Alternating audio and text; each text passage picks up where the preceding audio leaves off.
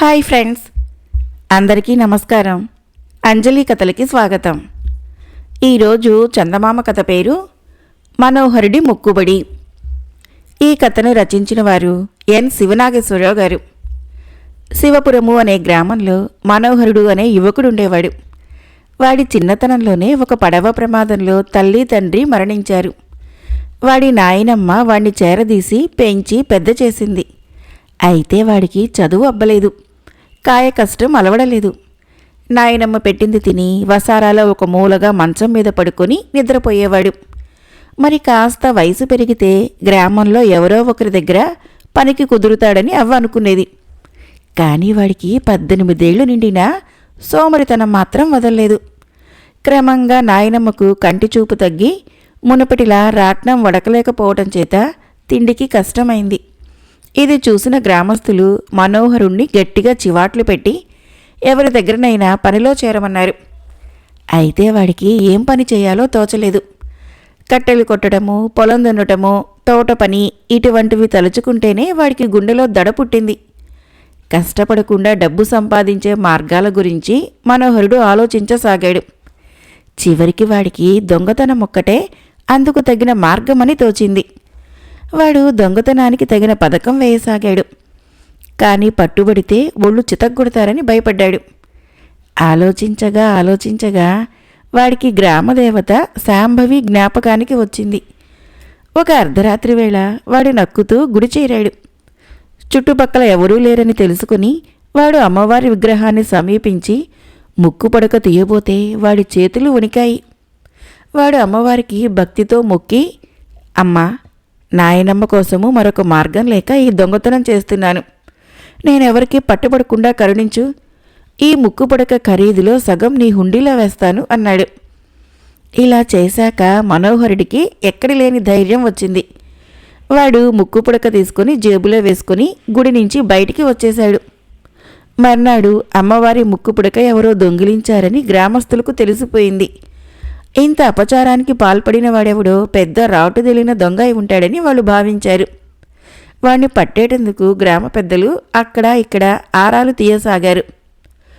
మనోహరుడు ఆఖరి క్షణంలో ధైర్యం కూడగట్టుకుని దొంగతనం చేశాడే గాని ఆ తర్వాత నుంచి వాడికి మనశ్శాంతి లేకుండా పోయింది. గ్రామంలో ఎవరు తన కేసు చూసినా, దూరం నుంచి గట్టిగా పిలిచినా తన దొంగతనం వాళ్లకు తెలిసిపోయిందని బెదిరిపోసాగాడు. వారం రోజులు గడిచాయి.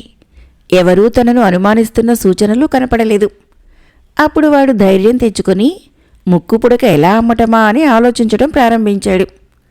ముందుగా వాడు ఆ గ్రామంలోని శంభులింగాచారి దుకాణానికి పోయి అతడితో ఆ మాట ఈ మాట మాట్లాడి చివరకు, లింగాచారి, ఉట్టినే ఉబుసుకుపోగా అడుగుతున్నాను, ఏమనుకోకు. ఏనాడైనా నువ్వు దొంగ వస్తువులు కొనుగోలు చేశావా అని అడిగాడు. ఆ మాట వింటూనే ఆచారి ముందున్న పట్టెడను సుత్తితో గట్టిగా కొట్టి, ఇలాంటి నీచ పనులు మన పొరుగురు నూకాలు చేస్తాడు. వాడు దొంగ బంగారమే కాదు, చవగ్గా వస్తే కొయ్య సామానైనా కొనేస్తాడు, చవట వెధవ అన్నాడు కోపంగా. ఆచారి మాటలకి మనోహరుడు చిన్నగా నవ్వి, ఏదో తమాషా కడుగుతున్నాను. ఒకవేళ అమ్మవారి ముక్కుపొడక దొంగిలించిన వాడు నీ దగ్గరకు వచ్చి దాన్ని చవగ్గా అమ్ముతానంటే కొంటావా అని అడిగాడు. కొనటం కాదు, వాణ్ణి పట్టుకొని ఈ సుత్తితో ఎడాపడా మోది రక్షక భటులకు అప్పగిస్తాను. శంభులింగాచారంటే నిజంగా శంభులింగాచారే, ఏమనుకున్నావో మరి అన్నాడు సుత్తిని దుకాణంలో ఒక మూలగా విసిరివేస్తూ. ఇది చూసి బెదిరిపోయిన మనోహరుడు తడబడుతున్న మాటలతో, తమాషా కడుగుతున్నానని ముందే చెప్పా గదా, నీ నిజాయితీ సంగతి ఎరగని వాళ్ళెవరు, ఏమీ అనుకోకు అంటూ అక్కడి నుంచి ఇంటిదారి పట్టాడు. మర్నాడు వాడు అమ్మవారి ముక్కుపుడక పొరుగురులోని నూకాలకు అమ్మదలిచి బయలుదేరాడు. దారిలో వాడికి వీరప్ప అనే కాపలా భటుడు ఎదురుపడి ఆగమన్నాడు. తన దొంగతనం బయటపడిందని వాడు అదిరిపడ్డాడు. అయితే వీరప్ప జేబులో నుంచి చుట్ట ఒకటి తీస్తూ, నా చెకుముకు రాయి అరిగిపోయింది, రవ్వ పడటం లేదు, నీ దగ్గరుంటే ఇవ్వు అన్నాడు. దానితో మనోహరుడికి ప్రాణం కుదుటపడి, నాకు పొగతాగే అలవాటే లేదు అన్నాడు. నాకు ఒకప్పుడు పొగతాగే అలవాటుండేది కాదు అంటూ వీరప్ప ముందుకు సాగిపోయాడు. మనోహరుడు నూకాలుండే ఊరు చేరి అతడెక్కడుండేది ఎవరినైనా అడిగి తెలుసుకుందామనేటంతటిలో భటులు 2 మనుషుల్ని పట్టుకొని చేతులకు సంకెళ్ళు వేసి తీసుకొని పోతున్నారు. మనోహరుడు దారిని పోయేవాడినొకడిని వాళ్ళెవరు అని అడిగాడు. దానికి వాడు, ఆ బుర్ర మీసాలవాడు నూకాలు, రెండోవాడి పేరు తెలీదు.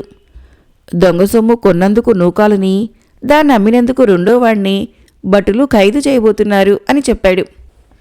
ఇది వింటూనే మనోహరుడికి ముచ్చెమటలు పోసినాయి. జేబులో ఉన్న అమ్మవారి ముక్కుపుడక గుండ్రాయంత బరువుగా తోచింది వాడికి. దొంగతనం ఎంత ప్రాణాంతకమో అప్పుడు అర్థమైంది వాడికి. వాడు అప్పటికప్పుడు తన గ్రామం చేరి అమ్మవారికి సాగిలపడి మొక్కి, తల్లి, నేను దొంగతనం చేసిన మహాపాపిని క్షమించు అని ముక్కు పొడక అమ్మవారి ముక్కుకు పెట్టి వచ్చేశాడు. ఇది చేశాక మనోహరుడి మనసు తేలికపడింది. ఆ రాత్రి హాయిగా నిద్రపట్టబోతూ ఉండగా వాడికొక ధర్మ సందేహం కలిగింది. తాను దొంగతనం చేసి పట్టుబడకపోతే ముక్కు పుడక ఖరీదులో సగం హుండీలో వేస్తానని మొక్కుకున్నాడు. ఆమె కనికరించబట్టే కదా తన దొంగతనం ఎవరికీ తెలియలేదు. తప్పు గ్రహించి ముక్కుపుడకను అమ్మవారికి ఇచ్చేశాడు. కానీ ముక్కుబడి ప్రకారము ముక్కుపుడక ఖరీదులో సగం హుండీలో వేయాలా, వేయనవసరం లేదా? ఆ తెల్లవారి బాగా ఆలోచించిన మనోహరుడు ముక్కుపుడక అమ్మలేకపోవటం నా చేతగానితనం. దానితో అమ్మవారికి సంబంధం లేదు. ముక్కుపుడకను తిరిగి ఆమెకి ఇచ్చిన మొక్కుబడి ప్రకారము దాని ఖరీదులో సగం హుండీలో వేయటం ధర్మమవుతుంది అనుకున్నాడు. తన మొక్కుబడి మాట నిలుపుకోవాలంటే తను కష్టపడి పనిచేయక తప్పదని నిర్ణయానికి వచ్చాడు మనోహరుడు. వాడు గ్రామంలోని పెద్ద రైతు గంటయ్యను కలుసుకుని, అయ్యా, ఏదైనా పని ఇప్పించండి, మీకు తృప్తి కలిగేలాగా చేయగలను అన్నాడు. మనోహరుడి సోమరితనం ఎరిగిన గంటయ్య మొదట్లో ఒప్పుకోలేదు. కానీ వాడు కాళ్ళా వేళ్లా పడటంతో పొలంలో ఏతాంతో నీళ్లు తోడే పని అప్పచెప్పాడు. మనవిడిలో వచ్చిన మార్పుకి వాడి నాయనమ్మ చాలా సంతోషించింది. గంటయ్య కూడా వాడి పనితనము, కష్టించి పనిచేసే స్వభావం చూసి చాలా తృప్తిపడ్డాడు. ఇలా 3 నెలలు పనిచేసి మనోహరుడు గంటయ్య ఇచ్చిన జీతం డబ్బులో సగం తీసుకుని పోయి అమ్మవారి గుడి హుండీలో వేసి తన మొక్కుబడి తీర్చుకున్నాడు. మరొక నెల గడిచాక గంటయ్య మనోహరుణ్ణి పిలిచి, ఒరే, నీది వళ్ళు దాచుకోకుండా కష్టించి పనిచేసే స్వభావమని తెలుసుకున్నాను. ఇక నిన్ను ఆ ఏతాంతోడే పని మానిపించి నా పాలేర్లలో చేరుస్తున్నాను. ఇక ఈ నెల నుంచి నీ జీతం 2 చేయబోతున్నాను అన్నాడు. దీనికి మనోహరుడు పరమానందం చెందాడు. తన సోమరితనం వదలటానికి, దొంగయ్యే పరిస్థితి తప్పడానికి, యజమాని తనను మెచ్చుకోవటానికి, వీటన్నిటికీ మూల కారణము అమ్మవారి కరుణా కటాక్షాలేనని వాడు మనసులోనే ఆమెకి కృతజ్ఞత చెప్పుకొని నమస్కరించుకున్నాడు. మరొక కథ పేరు వీరరాజకుమారుడు. ధవళపుర మహారాజు ఆకస్మికంగా చనిపోయేసరికి మహారాజు తమ్ముడైన వీరసింహుడు రాజయ్యాడు. అయితే చనిపోయిన మహారాజుకి సూర్యసింహుడు అనే 12 ఏళ్ల కుమారుడు ఉన్నాడు. ఆ సూర్యసింహుణ్ణి చంపించినట్లయితే తానే రాజుగా ఉండిపోవచ్చునన్న దుర్బుద్ధి వీరసింహుడికి కలిగింది. ఈ సంగతి పసిగట్టి మంత్రి రాజకుమారుడి ప్రాణాలు కాపాడటానికి పూనుకున్నాడు. ఆయన రాజకుమారుణ్ణి రహస్యంగా తన వెంట తీసుకొని రాజ్య సరిహద్దుల్లో ఉన్న కృష్ణగడానికి బయలుదేరాడు.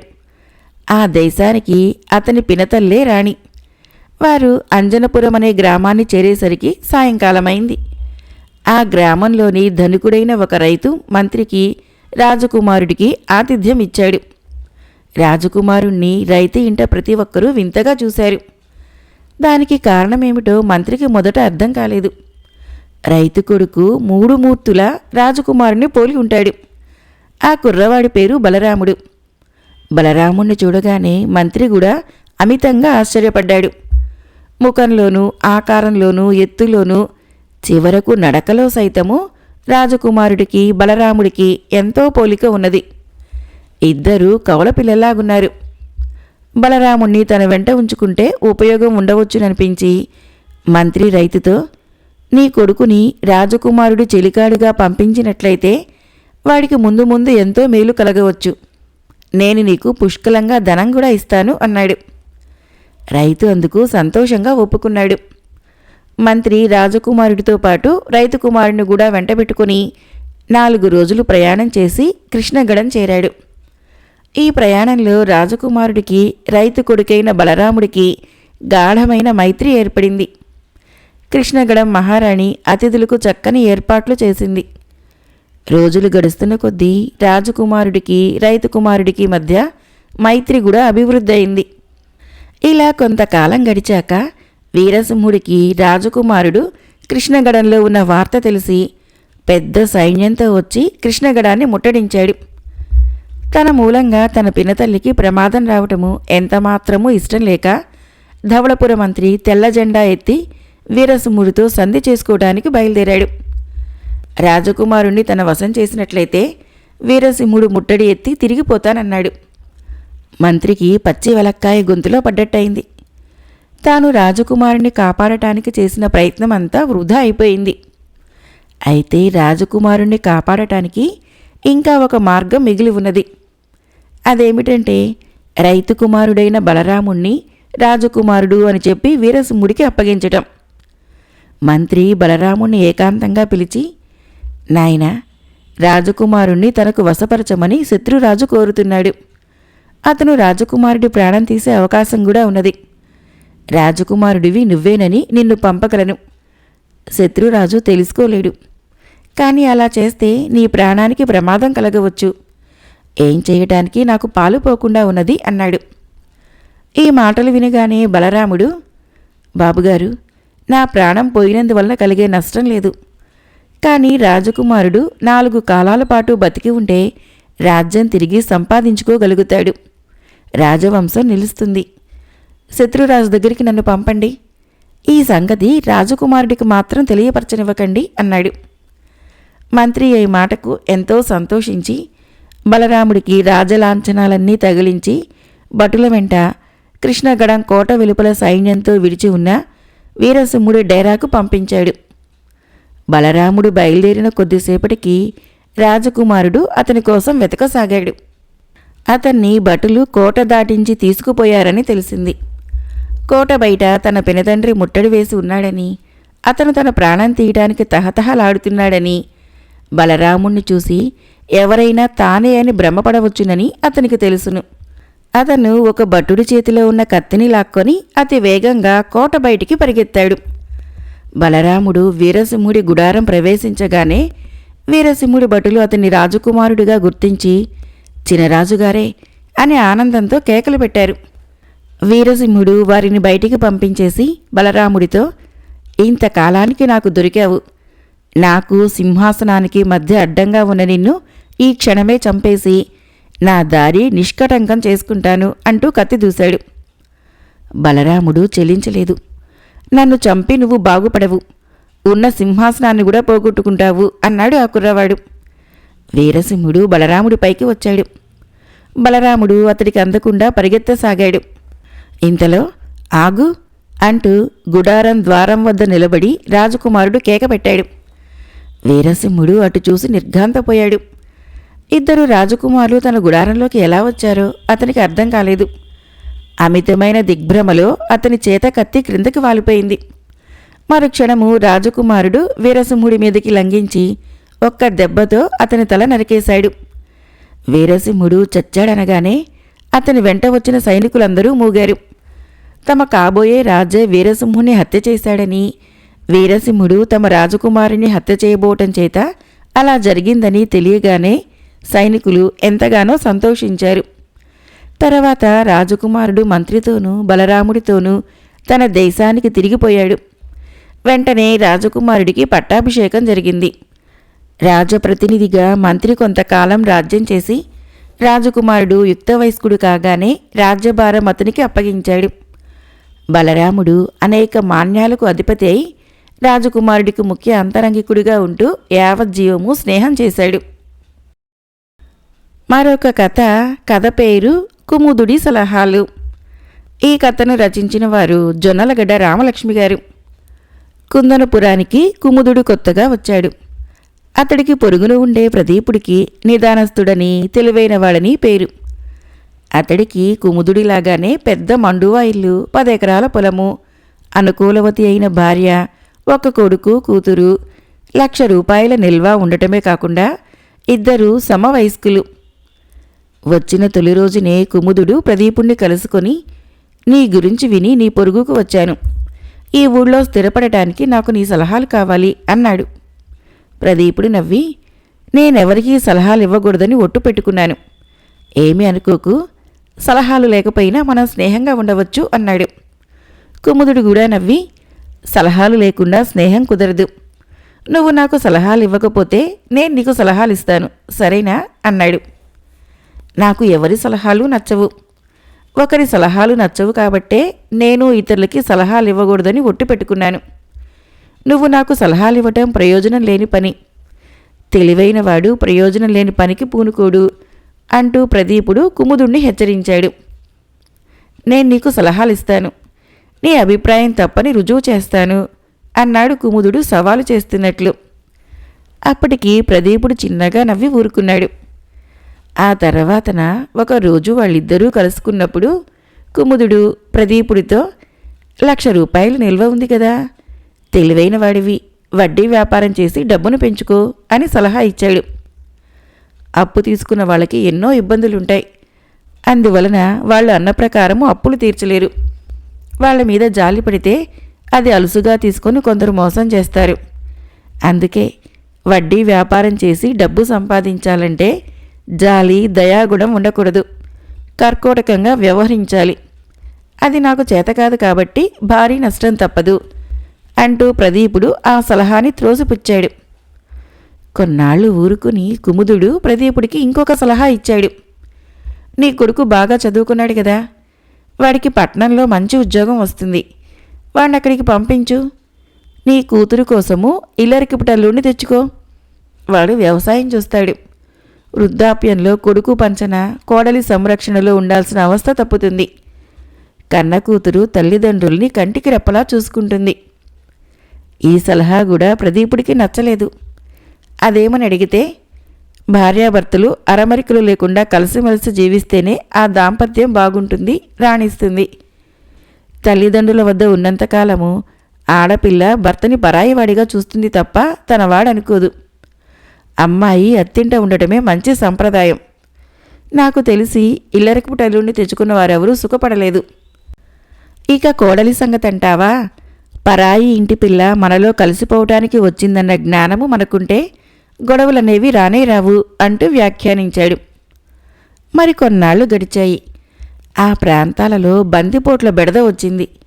ఉన్నట్టుండి బందిపోటు దొంగలు ఏదో ఒక గ్రామంలోకి ప్రవేశించి దోచుకుని వెళ్ళిపోతున్నారు. రాజభటులకు సమాచారం అందేలోగా అంతా ముగిసిపోతున్నది. ఆ కారణం వలన ప్రతి గ్రామంలోనూ యువకులందరూ కట్టుగా చేరి సైనిక శిక్షణ పొంది ఆయుధదారులై గ్రామాల సంరక్షణకు పూనుకున్నారు. అయినా బందిపోట్ల ముఠాలు దాడి చేస్తూనే ఉన్నాయి. కొన్ని చోట్ల గ్రామస్తులు విజయం సాధిస్తే మరికొన్ని చోట్ల బందిపోట్లు విజయం సాధిస్తున్నారు. ఎప్పటిలాగే కుముదుడు ప్రదీపుడికి సలహా ఇస్తూ, డబ్బంతా ఇనపెట్టిలో ఉంటే దొంగలు దోచుకొని పోతారు. వాళ్ళ ప్రమాదం తగ్గేదాకా డబ్బు, నగలు పెరట్లో పాతిపెట్టడం మంచిది అన్నాడు. ఈ సలహాను కూడా ప్రదీపుడు తోసిపుచ్చుతూ, ఉన్నదంతా పెరట్లో పాతిపెడితే ఇనపెట్టె ఖాళీగా ఉంటుంది. దొంగలు అనుమానించి చావ తన్ని మన చేత నిజం కక్కిస్తారు. నీ సలహా బాగోలేదు అన్నాడు. అయితే ఏం చెయ్యాలి అన్నాడు కుముదుడు. నేనేం చేస్తానో నీకు చెప్పను, నువ్వేం చేశావని నిన్నడగను అన్నాడు ప్రదీపుడు. మరికొన్ని రోజులు గడిచాయి. జమీందారు రంగరాయుడి తల్లికి పెద్ద జబ్బు చేసి చచ్చిపోతుందనుకున్నారు. కానీ ఆవిడికి పూర్తిగా నయమై సంపూర్ణ ఆరోగ్యవంతురాలైంది. త్వరలో ఆమెకు 75 సంవత్సరాలు నిండుతాయి. ఆ సందర్భంగా రంగరాయుడు పెద్ద ఎత్తున వేడుకలు తలపట్టాడు. ఆ వేడుకలకి చుట్టుపక్కల గ్రామాల వాళ్ళందరినీ ఆహ్వానించాడు. అతిథి మర్యాదలకు చక్కటి ఏర్పాట్లు చేయించాడు. కాలినడకన వచ్చేవారి కోసము చలువ పందిళ్లు వేయించాడు. ఎడ్లబళ్ల మీద వచ్చేవారి కోసము ఉచిత వసతి సౌకర్యం ఏర్పాటు చేశాడు. గుర్రపు బళ్ల మీద వచ్చేవారికి ప్రత్యేక వసతి సదుపాయం ఉంది. ఇది విన్న కుముదుడు ప్రదీపుణ్ణి కలుసుకొని, నువ్వు చాలా తెలివైన వాడివి. జమీందారుకు చేరికైతే నీ తెలివికి రాణింపు, గుర్తింపు ఉంటుంది. ఒక గుర్రబండి కొను, అందులో వేడుకలకు వెళ్ళు, ప్రత్యేక సత్కారం పొందు. తిరిగి వచ్చాక గుర్రపు బండిని రవాణా సాధనంగా ఉపయోగించి డబ్బు సంపాదించవచ్చు అన్నాడు. దీనికి ప్రదీపుడు నవ్వి, జమీందారు అతిథులను హోదాను బట్టే గౌరవిస్తున్నాడు కాబట్టి ఆయనకు తెలివితో నిమిత్తం లేదు. గుర్రబండితో నా హోదాని పెంచుకుంటే ఆ హోదాకు తగ్గ కానుకలు కూడా ఇచ్చుకోవాలి. రాజుల స్నేహము కత్తిమీద సాము వంటిది. వారికి దూరంగా ఉండటమే నాకిష్టము. అసలంటూ వెళ్ళకపోతే ఆహ్వానాన్ని మన్నించలేదనే చెడ్డ పేరు. కాబట్టి కాలినడకన వెళ్ళి ఏ గుర్తింపు పొందకుండా జమీందారు వేడుకల్లో పాల్గొని వస్తాను. గుర్రబండితో వ్యాపారమంటావా? నేను వ్యవసాయదారుణ్ణి, వ్యాపారం నాకు చేతగాదు అంటూ ఆ సలహాని త్రోసిపుచ్చాడు. మరి కాలినడకన వెళితే మనకి పర్వాలేదు, కానీ మన ఆడవాళ్ళు ఎలా నడుస్తారు? నీ తెలివి తెల్లారినట్లే ఉంది అన్నాడు కుముదుడు చిరాగ్గా. నీ సంగతి నాకు తెలియదు, కానీ ఈ విషయంలో నేను నీ సలహా ఏమాత్రమూ పాటించను. జమీందారు వేడుకలకు నేనొక్కనే వెళతాను, నా కుటుంబాన్ని తీసుకొని వెళ్ళను అన్నాడు ప్రదీపుడు తను చిరాగ్గా. కుముదుడు ఒక్క క్షణం ఆగి, ఇరుగు పొరుగున ఉంటున్నాం, కొన్ని విషయాల్లోనైనా కలిసిమెలిసి ఉండాలి. నేను వేడుకలకు నా భార్యను పిల్లల్ని తీసుకుని వెళదామనుకుంటున్నాను. మీ వాళ్ళు రాకపోతే మా వాళ్ళు రానంటారు. నాకు నీతో రాక తప్పదు అని చాలా నిష్ఠూరమాడి వెళ్ళిపోయాడు. అనుకున్న రోజుకి కుముదుడు ప్రదీపుడు జమీందారుండే ఊరికి వెళ్ళి వేడుకల్లో పాల్గొని వచ్చారు.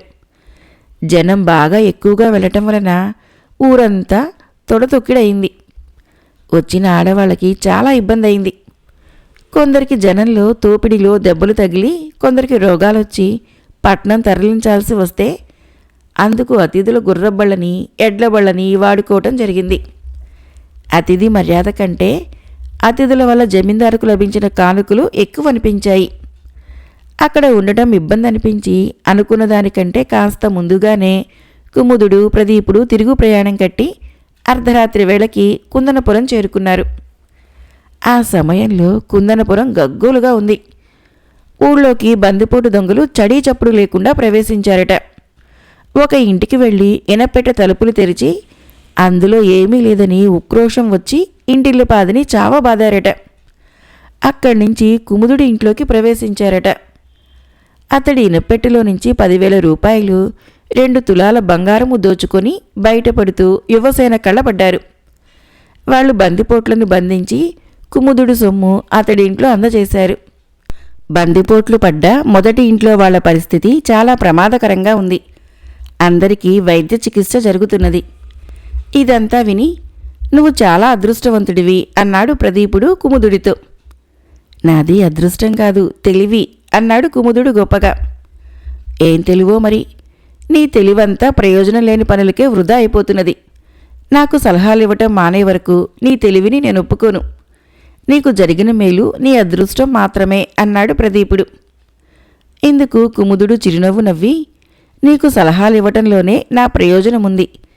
నేను నీకు సలహాలిస్తున్నానని నువ్వనుకున్నావు, కానీ నిజానికి నేను నిన్ను ఒక కొత్త పద్ధతిలో సలహాలు అడిగాను. నాకు వడ్డీ వ్యాపారం చేయాలనిపించింది, నువ్వు వద్దన్నావు. ఇల్లరికపు టల్లుణ్ణి తెచ్చుకుందామనుకున్నాను, వద్దన్నావు. దొంగల నుంచి ప్రమాదం లేకుండా డబ్బెలా దాచాలో నువ్వే చెప్పావు. జమీందారు వేడుకల విషయంలోనూ నేను నీ సలహానే పాటించాను. నేను నీకు సలహా ఇస్తున్నాననుకున్నావే తప్ప నీ సలహా తీసుకుంటున్నానని నువ్వనుకోలేదు. అది నా తెలివి కాదా అని అడిగాడు. ప్రదీపుడు తెల్లబోయి, నువ్వు నిజంగా తెలివైన వాడివి. నాకు తెలియకుండా నా నుంచి సలహాలు రాబట్టుకున్నావు. అంతేకాదు, నా సలహాల వలన ప్రయోజనముందని రుజువు చేశావు. ఇక మీదట నువ్వు సూటిగా అడిగినా సలహాలిస్తాను. ఎందుకంటే నా సలహాలు ఇతరులకు పనికొస్తాయన్న నమ్మకం నాకిప్పుడు కలిగింది అన్నాడు. ఆ తర్వాత ఎన్నో ఏళ్ళు కుముదుడు ప్రదీపుడు మంచి ఇరుగు పొరుగులుగా జీవించారు. మరొక చిన్న కథ పేరు అవినీతి రాజ్యం. ఈ కథను రచించిన వారు ఇంద్రగంటి నరసింహమూర్తి గారు. భూపాల దేశంలో అవినీతి పెరిగిపోయింది. రాజోద్యోగులందరూ లంచగొండులైపోయారు. లంచం ఇవ్వనిదే ఏ పని జరగని పరిస్థితి ఏర్పడింది. వేగుల ద్వారా సమాచారం తెలుసుకున్న రాజు మంత్రిని పిలిచి ఈ విషయమై సమాలోచన జరిపాడు. మహామంత్రి, ఈ విషయం విన్నప్పటి నుంచి నా మనసు ఆందోళనతో తప్పించుకుపోతున్నది. మీరేం చేసినా సరే ఈ అవినీతి రక్కసిని మన దేశం నుంచి పారదోలాలి. ఇందుకు మీకు పక్షం రోజులు గడువిస్తున్నాను అంటూ ఆజ్ఞలు జారీ చేశాడు రాజు. రాజు పెట్టిన పక్షం రోజుల గడువు మంత్రిని బెంబేలెత్తించింది. ఆయన వెంటనే నగరంలోని రాజోద్యోగులందరినీ సమావేశపరిచాడు. వాళ్ళు భూపాల దేశంలో అవినీతా అంటూ ఆశ్చర్యం నటించి అవినీతిపరులైన లంచగొండుల్ని అంతమొందిస్తామని శపథం చేశారు. ఈ శపథం మాట గుర్తున్నా మర్నాటి నుంచి మళ్లీ మామూలుగానే లంచాలు పట్టసాగారు. రక్తం రుచి మరిగిన పులిలా లంచాలు మరిగిన ఉద్యోగులు తమ అలవాటు మానుకోలేకపోతున్నారు. ఈ జరుగుతున్న దాన్ని గురించి నమ్మకస్తులైన తన ఇంటి నౌకర్ల ద్వారా తెలుసుకున్న మంత్రి రాజప్రాసాదం నుంచి తిరిగి వచ్చి తల పట్టుకొని ఆసనం మీద కూర్చున్నాడు. ఆయన ఆందోళనకి కారణమడిగింది అతని భార్య. మంత్రి ఆమెకు రాజ్యంలోని అవినీతి, రాజుగారి ఆజ్ఞ గురించి చెప్పి రాజుగారిచ్చిన గడువు 2 రోజుల్లో ముగుస్తుంది. అవినీతి మామూలుగానే కొనసాగుతున్నది. ఉద్యోగులందరూ అవినీతి రక్కసిని తరిమి కొడతామంటూ శపథాలు చేశారు. అవన్నీ దొంగ శపథాలు అన్నాడు. మంత్రి భార్య కొద్దిసేపు ఆలోచిస్తూ ఊరుకొని తర్వాత చిన్నగా నవ్వి, అయ్యో, ఈ మాత్రానికైనా మీరింతగా దిగులు పడిపోతున్నారు? మీ జటిల సమస్యకు ఇదండి తిరుగులేని పరిష్కారము అంటూ ఏం చేయాలో భర్తకు చెప్పింది. మంత్రి భార్య చెప్పిన పరిష్కార సూచన విషయము దీర్ఘంగా ఆలోచించాడు. ఆ పరిస్థితుల్లో అంతకన్నా సులువైన మార్గము ఆయనకు కనిపించలేదు. గడువు ముగిసిన మర్నాడు రాజు మంత్రిని పిలిచి అభినందించి పక్షం రోజుల్లో దేశంలో కరుడు కట్టుకుపోయిన అవినీతిని ప్రక్షాళనం చేసేశారు. ఇది అలనాటి మహామంత్రులకు మాత్రమే సాధ్యమయ్యే కార్యం. రేపు నిండు సభలో మిమ్మల్ని దేశరత్న బిరుదుతో సత్కరించబోతున్నాను అన్నాడు. మంత్రి మహోత్సాహంతో తిరిగి వచ్చి భార్యకు కృతజ్ఞతలు చెప్పి, సమయానికి సంజీవుని వంటి ఉపాయం చెప్పావు. నువ్వు చెప్పినట్లే రాజుగారికి వార్తలందించే వేగులకి ఘనంగా లంచం ముట్టచెప్పి ఆయనకు తప్పుడు వార్తలు అందించేలా చేశాను. అది విని రాజుగారు, ఉద్యోగులందరూ వాయు మనోవేగాల్లో నీతిపరులైపోయారనుకుంటున్నాడు. వేగులకిచ్చిన లంచము నా కింది ఉద్యోగి దగ్గర నుంచి వసూలు చేశాను. ఆయన తన క్రింది ఉద్యోగి దగ్గర నుంచి పట్టేసి ఉంటాడు అన్నాడు. అసలు దేశంలో ఇంత అవినీతి ఎందుకు ప్రబలిందో ఎప్పుడైనా మీరు ఆలోచించారా అని ప్రశ్నించింది మంత్రి భార్య. నువ్వే చెప్పమన్నట్లు చూశాడు మంత్రి. అప్పుడామె, అవినీతి రక్కసికి బహుముఖాలు. రాజనీతి అంటే ఏమిటో తెలియనివాడు, పరిపాలనా దక్షత లేనివాడు రాజుగా గద్దె ఎక్కటం కూడా అవినీతే. అందువలనే దేశంలో అవినీతి రక్కసి స్వేచ్ఛా విహారం చేస్తున్నది అన్నది. మంత్రి భార్యకు బదులు చెప్పలేకపోయాడు. ఏది ఏమైనా భూపాల దేశంలో ప్రజలందరూ అవినీతికి అలవాటు పడిపోయారు. లంచం ఇవ్వటము, పుచ్చుకోవటము అక్కడ అతి సాధారణ విషయమైపోయింది. కథ అయిపోయింది. ఫ్రెండ్స్, ఈ కథలు నచ్చినట్లయితే మన ఛానల్ని సబ్స్క్రైబ్ చేయండి, లైక్ చేయండి, షేర్ చేయండి, కామెంట్ చేయండి. Thank you.